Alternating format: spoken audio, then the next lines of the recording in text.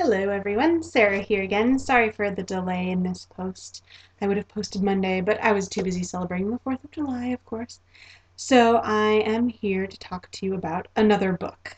But before I talk to you about this book, I need to give you a little bit of a personality quiz, kind of like in the back of a magazine, you figure out what kind of person you are, because this book is for a very specific kind of person. So I'm going to give you a little quiz. So I want you to imagine that you're walking down the street just like everything's normal, and you look down and you see a $100 bill. So you reach down, you pick up the $100 bill, and there are three choices of how you might react to the situation. So I want you to decide which one fits you the best. So choice A is you would do everything within your power to find the rightful owner and give them back the money. Okay. Choice B is you would do everything within your power to find the rightful owner and give them back the money, and then take it back and wave it in their face and say that you're the keeper and they're the weeper. All right, maybe you choose that one. All right, now here's the third option. You would use the money as a down payment on an intercontinental missile silo. Maybe? Well, if you think you might have chosen C, this may be the perfect book for you. This book is called How to Grow Up and Rule the World by Vordak, the Incomprehensible. And this book is actually an instruction manual on how to become an evil super genius. It's how to become the perfect nemesis for superheroes and the perfect super villain.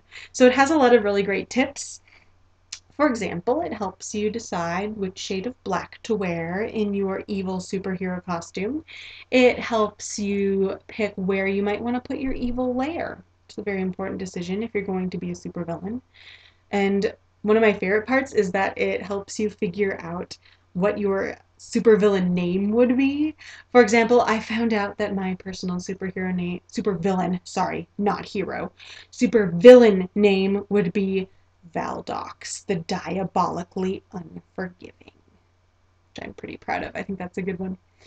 I was actually lucky enough to meet Vordak, the Incomprehensible. I went to the ALA conference, not this year, but the last June in Washington, D.C., and this is a cartoon version of him, but he actually looks like this.